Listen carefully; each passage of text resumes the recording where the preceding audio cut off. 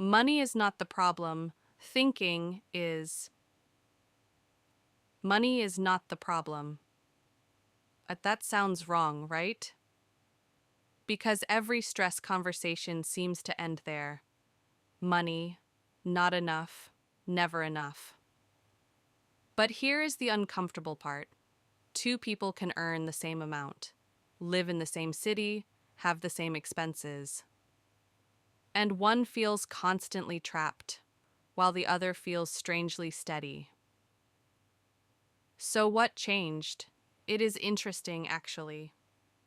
Because when you listen closely, the difference is not income, it is thinking. Most people are taught one simple equation: work hard, earn more, feel secure. But that equation breaks quietly, not all at once, slowly. Raises come, and stress stays. Bonuses arrive, and peace does not. This is concerning, because when money does not solve the pressure, people assume they need more of it.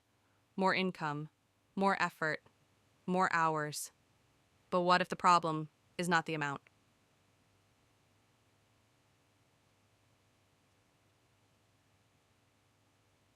What if the problem is the way money is being understood? Here's a subtle shift that changes everything. Some people think money is something you chase. Others think money is something you organize. Same currency, different relationship. One reacts emotionally to expenses. The other anticipates them. One asks, "Can I afford this?" The other quietly asks, "How does this affect my flow?" That second question matters a lot, because money does not disappear randomly. It follows patterns, and patterns come from thinking. This part feels small, but it is not. When someone says, "I cannot afford it," the conversation ends.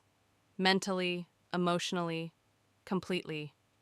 The brain shuts the door, but when the question changes to, "How could this be possible?" something shifts.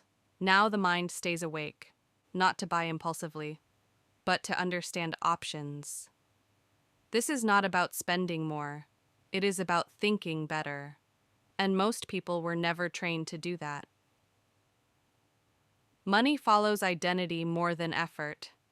That sounds uncomfortable, but sit with it. If someone sees themselves as someone who always struggles, they will unconsciously recreate struggle. If someone sees money as stressful, they will rush decisions just to escape discomfort. This is why mindset is not motivational fluff. It is structural. Beliefs decide behavior. Behavior decides outcomes. Change the income without changing the thinking, and the stress simply scales up. Here is the quiet truth.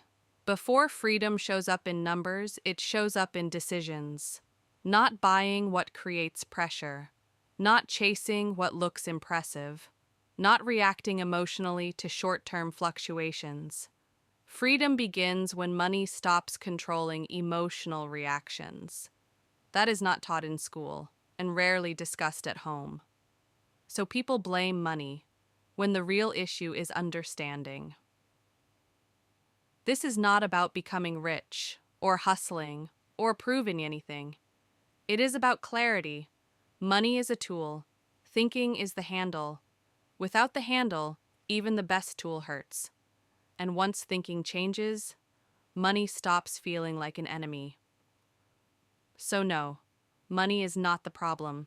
The problem is being taught to earn without being taught to think.